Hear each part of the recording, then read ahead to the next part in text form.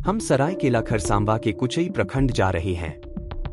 इस प्रखंड के छोटा से गोई पंचायत का एक गांव है रायसिंदरी।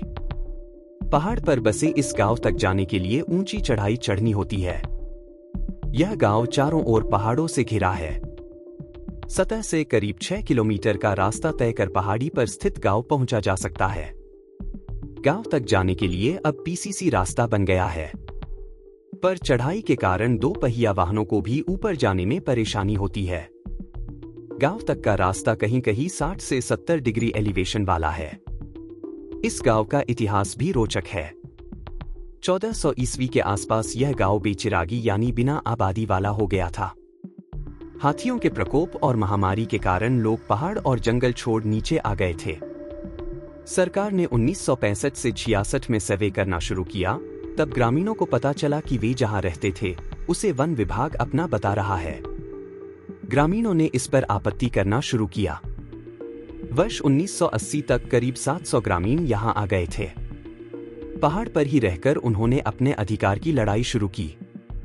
कभी बेचिरागी रहा यह गांव अब पूरी तरह चिरागवान है और बिजली से रोशन भी। पहाड़ के ऊपर बसे इस गांव में पानी है। इससे यहाँ खेती हो रही है और लोगों की कमाई भी। गांव के बच्चे स्कूल जाते हैं। गांव में एक ग्रामीण पोस्ट ऑफिस भी है।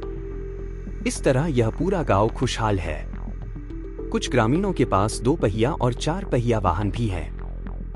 यहाँ के लोगों के पास रोजगार है और इनके द्वारा तैयार उत्पाद आज देश के कई हिस्सों में जा रहे हैं।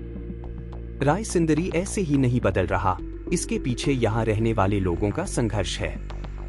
इनके वर्षों के संघर्ष के कारण ही गांव को 3406.45 एकड़ वन भूमि का सामुदायिक वन पट्टा यानी CFR मिला है। यहाँ ग्रामीणों के पास निजी वन पट्टा अर्थात IFR भी है। सामुदायिक और निजी वन पट्टा ने गांव की साझा संपत्ति पर लोगों को अधिकार दिलाया है।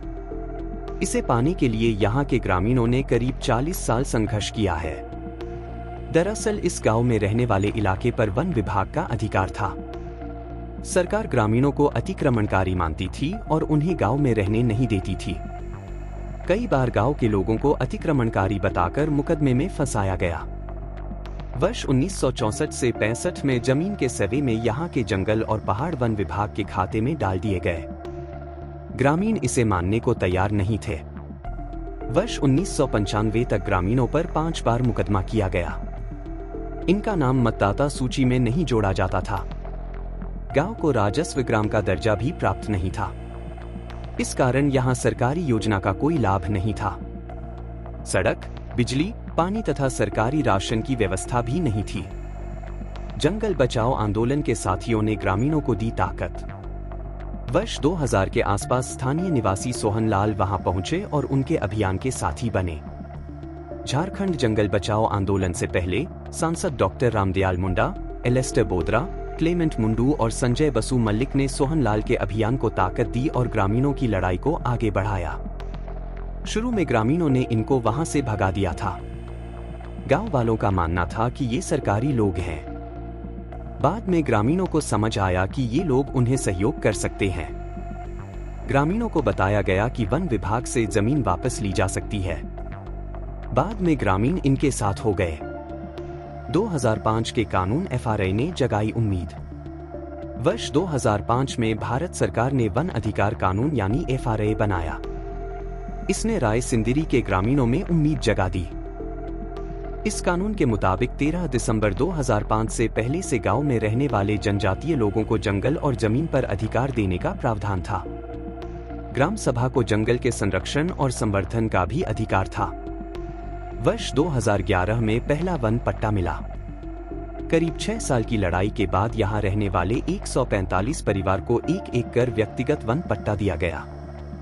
इसके बाद ग्रामीणों ने पहाड़ की जमीन को समतल करना शुरू किया और खेती शुरू की।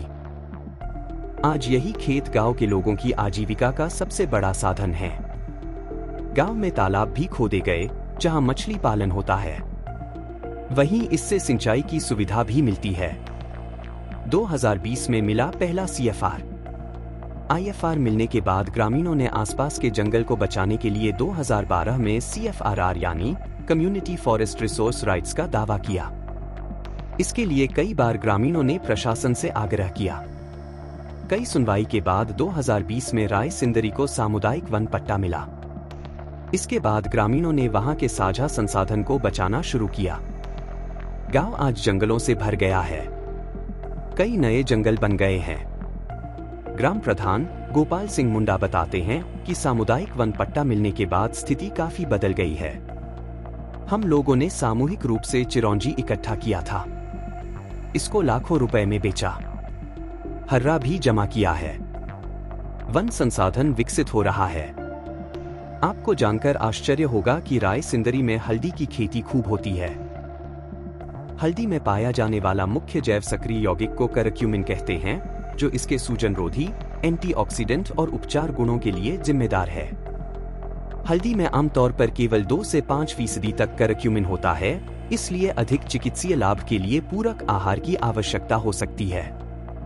कुचाई के राय सिंदरी गांव के लोग वर्षों से हल्दी की खेती करते आए हैं। संजय बसु मल्लिक बताते हैं कि यहाँ की हल्दी में 6.5% करक्यूमिन मिला है। हम लोगों ने वैज्ञानिक पद्धति से इसकी जांच कराई है। अब तो इसकी मार्केटिंग भी होने लगी है। प्रोसेस हल्दी 200 रुपए किलो है। गांव वालों ने प्रोसेसिंग के लिए मशीन भी लगा ली है। राय सिंदरी में ग्रामीणों को संगठित कर लड़ाई शुरू करने वाले जंगल बचाओ आंदोलन के संस्थापक सदस्य सोहन लाल कुम्हार बताते हैं कि गांव को अधिकार आसानी से नहीं मिला। इसके पीछे लंबा संघर्ष है। ये पहले तमार राजा के अंदर हुआ करता था। ये गांव पहले झंडाबुरु के नाम से जाने जाते थे। तो राय सिंह तमार राजा का दीवान था। तो खरसवां राजा के साथ इसका लड़ाई हुआ। लड़ाई के बाद राय सिंह ने यहाँ आया। यहाँ जब मर गया, मरने के बाद राय सिंह के नाम पर ही ये गांव का नाम राय सिंदरी पड़ा। लेकिन आजकल लोग राय सिंदरी बोलते हैं। इस राय सिंह आदमी का नाम है और दिरी माने पत्थर होता है। उस मरने के बाद उसका पत्थर गाड़िया दिया तो राय सिंदरी नाम हो गया। उसके बाद जब भारत आज़ाद हुआ तो बाद में यहाँ वन विभाग आया। आने के बाद यहाँ सर्वे किया और अपना नाम से दर्ज करने लगा। तब गांव वाला पूरा यहाँ वापस आए और कब्जा करना चाहा। वन विभाग का भी विरोध किया, लेकिन वन विभाग माना नहीं। 8-9 को केस कर दिया, लेकिन केस में भी नहीं डरा और लास्ट में सबका डिग्री हो गया। तब तक गांव वाला हम लोग के संपर्क में आया, यानी जंगल बचाओ आंदोलन के साथ। और यहाँ FRA भी आ गया था। FRA आने के बाद हम लोग क्लेम करवाए। इसमें दोनों किस्म का क्लेम हुआ, व्यक्तिगत अधिकार भी और सामुदायिक भी। तो उस समय 170 परिवार रहते थे। 170 में से 145 आदमी को व्यक्तिगत पट्टा मिल गया और बाकी जो सामुदायिक का भी टोटल, जबकि 4,406 एकड़ 2 डिसमिल है। 50 साल से भी अधिक हो गया हम वन विभाग नहीं आते हैं। गाँव वाला अपने हिसाब से ही पारंपरिक व्यवस्था अनुसार संरक्षण, संवर्धन और पुनर्जीवित करने का काम करते हैं। यानी सब कुछ अपने हिसाब से करते हैं। यहाँ वन विभाग का कोई भी नियम कानून लागू नहीं होता है।